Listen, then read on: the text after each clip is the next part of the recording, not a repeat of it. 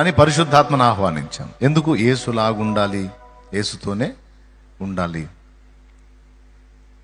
యేసును చూడాలి, యేసును చేరాలి. అవునా? ఇలా ఎన్ని పాటలు ఉన్నాయో మస్తు. అందరి ఆశ ఆకాంక్ష ఒక్కటే, యేసును చదవాలి, యేసును నేర్చుకోవాలి, యేసులాగా మారిపోవాలి.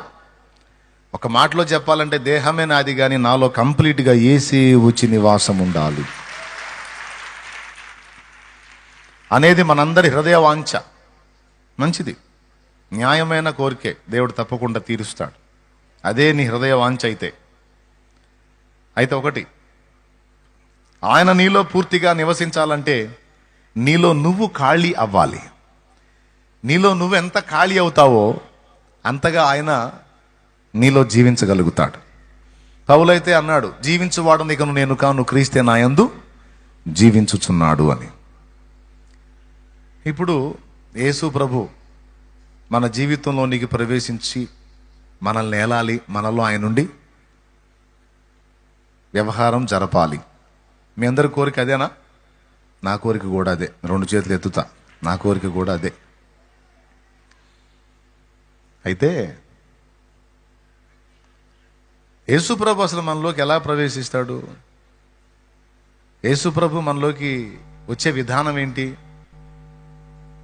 మనం మూవీస్లో చూసినట్టు ఒక ఆత్మ సర్రమని వచ్చి పర్సన్లోకి ప్రవేశించగానే అప్పటిదాకా మామూలుగా ఉన్నాడు, రోబోలాగా మారిపోవచ్చు, ఒక చిన్న సౌండ్తో రోబోలాగా మారిపోయి వింతగా ప్రవర్తిస్తూ ఉంటాడు. అట్లా జరుగుద్దా? అసలు యేసు ప్రవేశం అనేది మనలోకి ఎలా జరిగిద్ది, యేసు మనల్ని ఏలటం అనేది ఎలా జరిగిద్ది అనేది చాలా మంది హృదయంలో ఉన్న ఒక ప్రశ్న. చురుకైన వాళ్ళు ఖచ్చితంగా ఇలాంటి ప్రశ్న వస్తుంది. మీలో కూడా కొంతమందికి ఈ ప్రశ్న ఉంది అండ్ ప్రార్థన కూడా చేస్తారు. ప్రభువా, నాలో నువ్వు నివసించయ్యా, నీలాగా నేను ఉండాలి ప్రభువా, నాలోకి రాయ్యా రాయ్యా రాయ్యా రాయ్యా అని ప్రార్థన చేస్తారు. ఎన్నిసార్లు ప్రార్థన చేసినా ఆ సౌండ్ రాదు, ఆయన వచ్చినట్టు మనం ఏదో రోబోలా మారిపోయినట్టు ఏం అర్థం కాదు. మనకి అంతసేటు ప్రార్థన చేస్తాం, మళ్ళీ వచ్చి మామూలుగానే ఉంటాం.